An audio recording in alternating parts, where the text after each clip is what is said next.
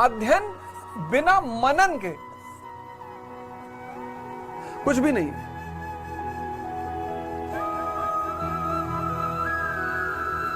और आज ये मनन खो गया है।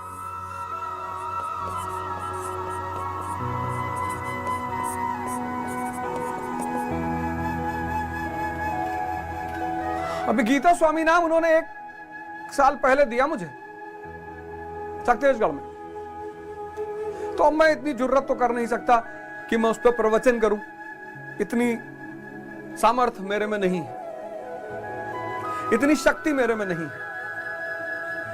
लेकिन मैं अपनी सेवा एक और माध्यम से दे सकता हूं।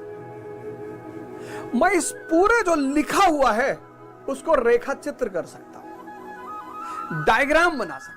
आप पढ़ नहीं सकते हो, देख तो सकते हो।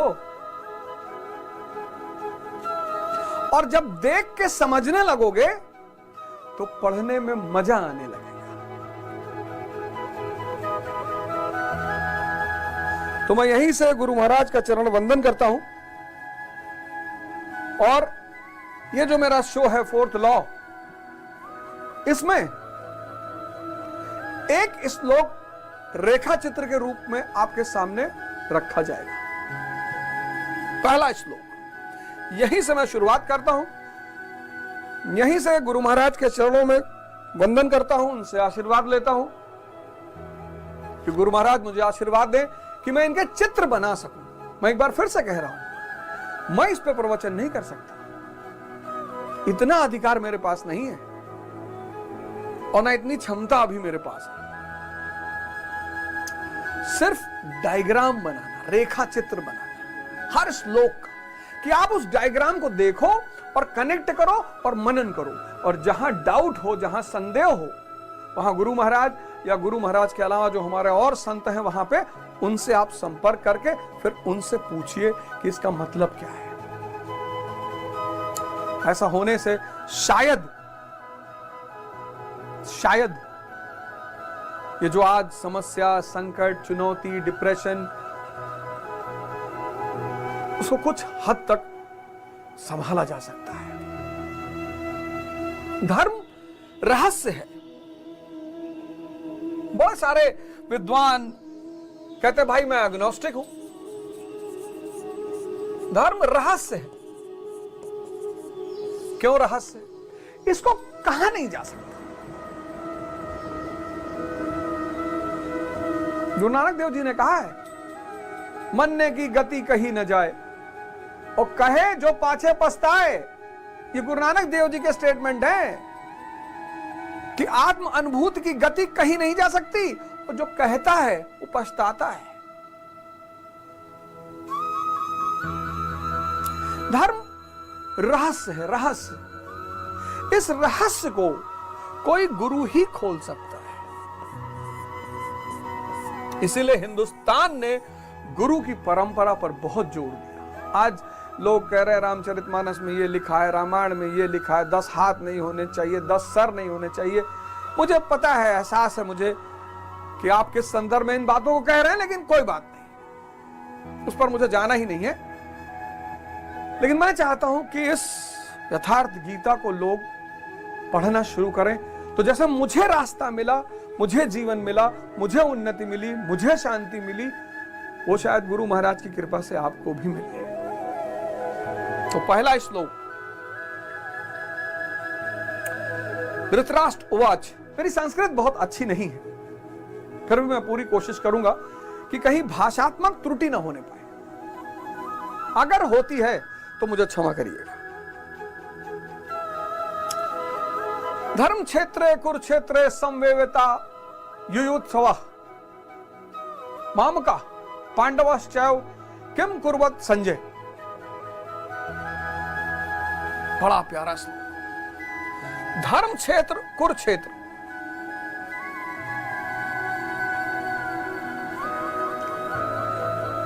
अब युद्ध की बात गीता कहती है, और युद्ध की बात गीता कहती है, युद्ध की बात कुरान भी कहता है, युद्ध की बात बाइबल भी कहती है। ये कहते हैं धर्म युद्ध, ये कहते हैं जिहाद, ये कहते हैं होली वॉर।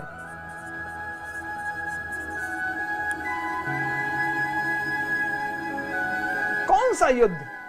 पुरातत्ववादियों ने, आर्कियोलॉजिस्टों ने पुराने कुरुक्षेत्र की खोज कर रहे हैं, लेकिन गुरु महाराज ने इसमें लिखा है कि पुराने कुरुक्षेत्र को खोजने की कोई जरूरत नहीं, क्योंकि भगवान कृष्ण गीता में स्वयं कहते हैं, स्वयं।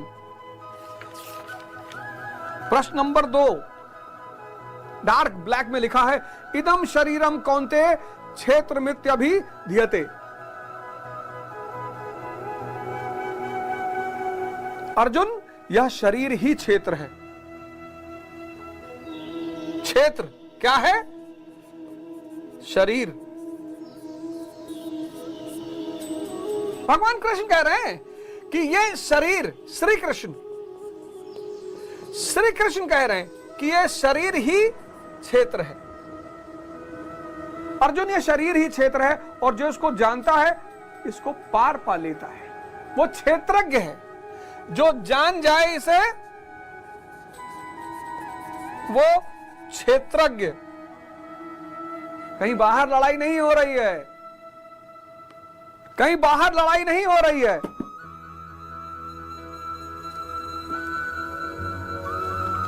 कहीं बाहर लड़ाई नहीं हो रही है, यह शरीर ही क्षेत्र है। और इसमें धृतराष्ट्र कौन है? अज्ञान, इग्नोरेंस। कहां रहता है? मन के अंतरतम तल में रहता है। मन के पर्दा है ये। कहते हैं ना कि भैया इनके आंखें पर्दा पड़ा है। धृतराष्ट्र अज्ञान, ये मन के अंतरतम तल में रहता है। इस अज्ञान का बेटा है धृतराष्ट्र का दुर्योधन। ये है मोह, जो मैं को मजबूत करता है। मैं अवध ओझा, मैं अवध ओझा सांसद, मैं अवध ओझा 50 लाख करोड़ का मालिक, मैं मोगैम्बो, तुम कुछ नहीं हो।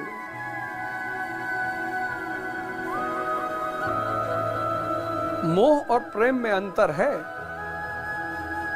आपके साथ एक कुत्ता रह गया 2 महीना, एक दिन गायब हो गया, आपको चिंता सताएगी।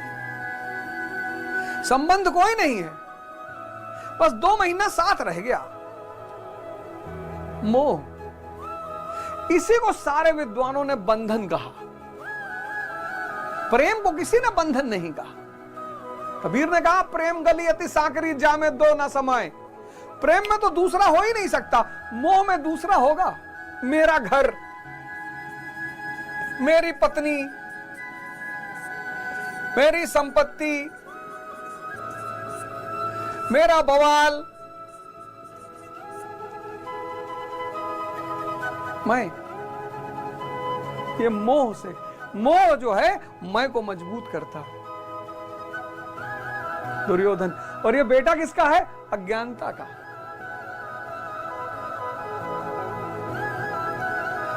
तो जब बुद्ध को ज्ञान मिला तो अज्ञानता ही तो खत्म हुई। दुर्योधन, मोह। संजय बड़ा इंपॉर्टेंट कैरेक्टर, धैर्य। आज किसी के पास है ही नहीं। इस्लाम, बाइबल, कुरान आदि ग्रंथ सब धैर्य बड़ी महत्व देते हैं इसको। धैर्य, पेशेंस। मैं लोगों से कहता हूं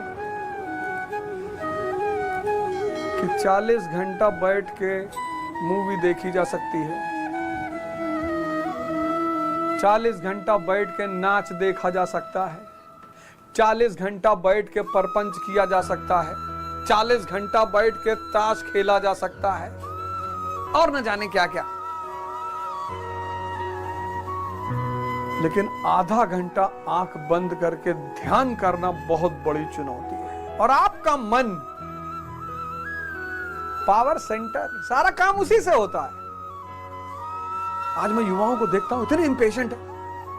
सर मुझे आईएएस बनना है एक ही अटेम्प्ट में। तू आधे अटेम्प्ट में बन जा। अरे भैया, हर चीज का समय है, time and distance. First attempt में तो बना जा सकता है, एक साल में भी बना जा सकता है, अगर आपका बेस बहुत अच्छा है तो। संयम, धैर्य। तो मन जो है उसकी आंखें क्या है? धैर्य। क्या बात गुरु महाराज ने लिखी है, ये मन की आंखें हैं, धैर्य। मन जब भी देखेगा धैर्य से देखेगा, धैर्य उसकी आंखें हैं। क्या बात है। मैंने कहा ना कि ये किताब अगर पढ़ो, आप इस किताब को तोड़ो, इसको कनेक्ट करो, सोचो। मन जब भी देखेगा, कोई बहुत इंपेशेंट हो जाता, पैनिक हो जाता, एंजाइटी अटैक आजकल के लोगों पे आ रहा है। अरे भैया,